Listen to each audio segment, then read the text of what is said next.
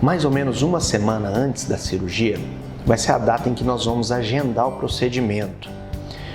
Quando você vier já com a cirurgia autorizada, com o risco já feito, com todos os riscos em relação à cirurgia já controlados, a gente vai começar a programação cirúrgica em si.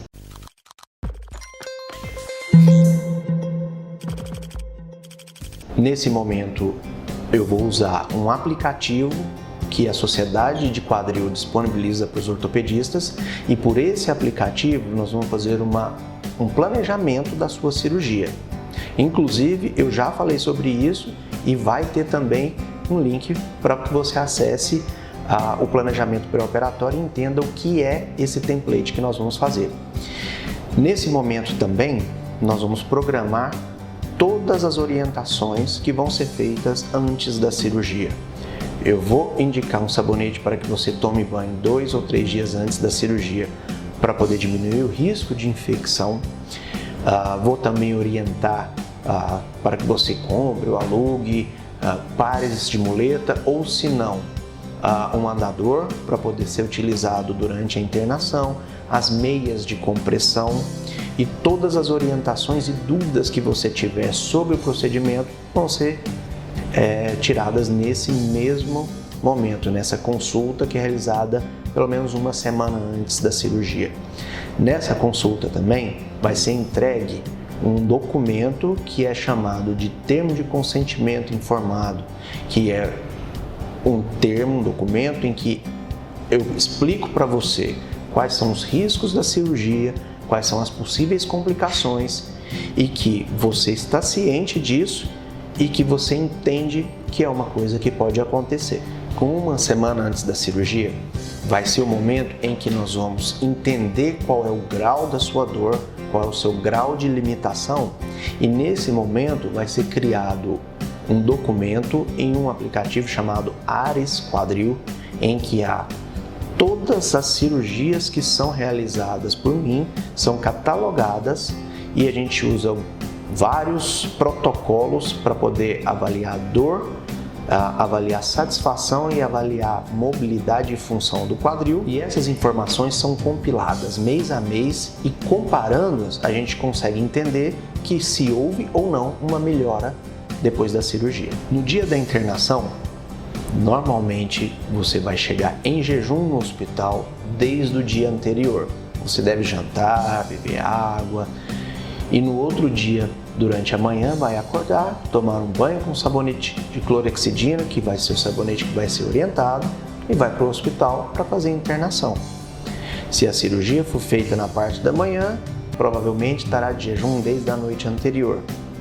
Se a cirurgia for feita no período da tarde, as orientações de acordo com a alimentação vão ser feitas especificamente para esse caso.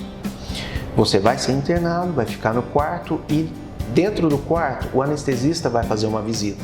Vai fazer uma visita, se apresentar, orientar qual vai ser a anestesia, quais são os riscos da anestesia, e também vai tirar as dúvidas que você tiver em relação ao procedimento. Nesse momento, você vai ser encaminhado para o centro cirúrgico, e dentro do centro cirúrgico você vai encontrar novamente com o anestesista. Lá ele vai informar novamente qual é o procedimento que vai ser feito. Provavelmente vai começar os procedimentos de pegar a veia, fazer a anestesia, monitorar o coração, e depois disso você vai ser posicionado para que seja feita a cirurgia. É normal ficar ansioso nesse momento. Se tiver alguma dúvida, se tiver algum questionamento, faça para o anestesista e para o cirurgião, que na hora de você entrar no centro cirúrgico ele já estará lá. Então, o principal fator de que você tenha uma boa anestesia, que você tenha uma boa cirurgia nesse momento, seria você estar calmo, tranquilo e sem dúvidas. Logo depois que terminar a cirurgia, você vai continuar no centro cirúrgico por um tempo. O anestesista vai te avaliar e vai aguardar que você esteja bem acordado, que esteja bem orientado antes de ser mandado para o quarto. Dependendo do risco cirúrgico, das orientações do cardiologista ou do médico que te acompanha por qualquer outro problema, vai ser decidido se você vai para a UTI ou para o quarto. Quando se tem algum problema cardíaco, o paciente muito idoso, que tem necessidade de um acompanhamento mais próximo, mais de perto, normalmente ele é encaminhado para a UTI. Na UTI eles seguem rigorosos protocolos tanto de medicamentos quanto de antibióticos, semelhantes aos que vão ser realizados no quarto. Quando você sair da cirurgia, você poderá estar com uma sonda, que é para controlar a diurese, ou seja, a urina, e você também pode ter, junto à sua cicatriz cirúrgica, do lado do seu curativo, um dreno que é utilizado para poder diminuir a quantidade de sangue que fica acumulado entre as estruturas do quadril no pós-operatório. Esse dreno ele pode ou não ser utilizado e vai depender muito dos protocolos utilizados, dos medicamentos que são utilizados antes e depois da cirurgia. No primeiro pós-operatório, você vai estar no quarto ainda, você vai ter sonda e dreno retirados.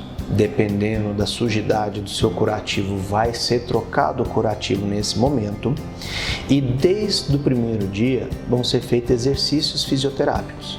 E esses exercícios, que também vão estar aqui no link citado antes, eles vão te ajudar muito a diminuir a chance de se ter trombose, embolia, e vão também ajudar a fortalecer a musculatura para que você não perca massa muscular durante esse período de pós-operatório.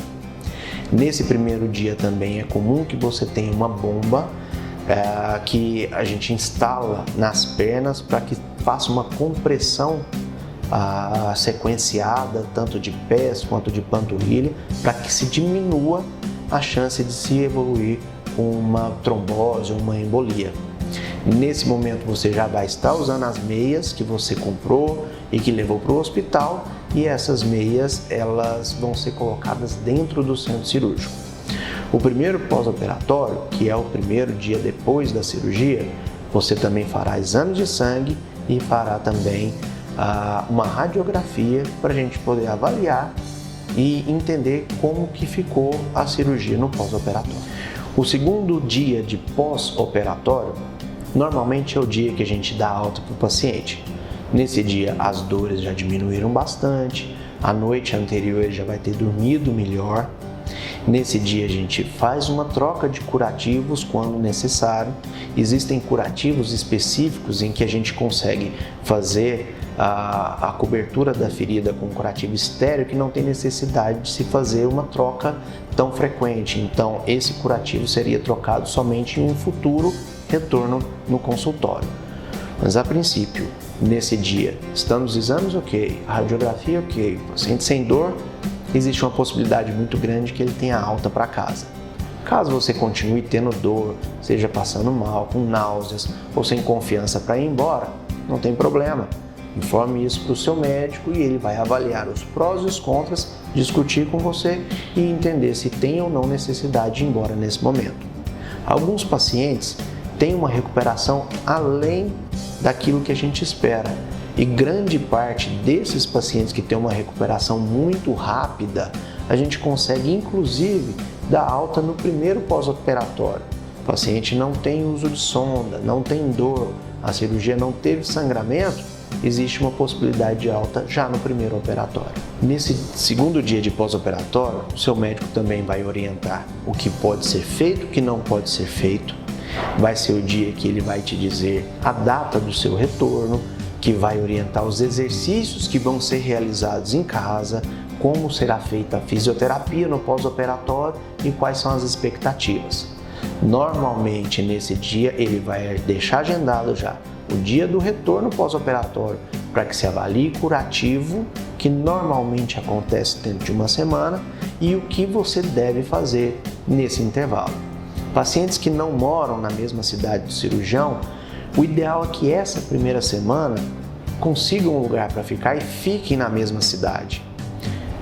Quando você sai, fica longe do cirurgião e tem alguma complicação, a tendência é que você espere para saber se essa complicação vai melhorar, seja dor, náuseas, sangramentos, e às vezes esse tempo é um tempo que pode ser perdido e que seria o tempo responsável para que se tivesse uma boa recuperação ou o tratamento específico desse problema que possa estar te acometendo.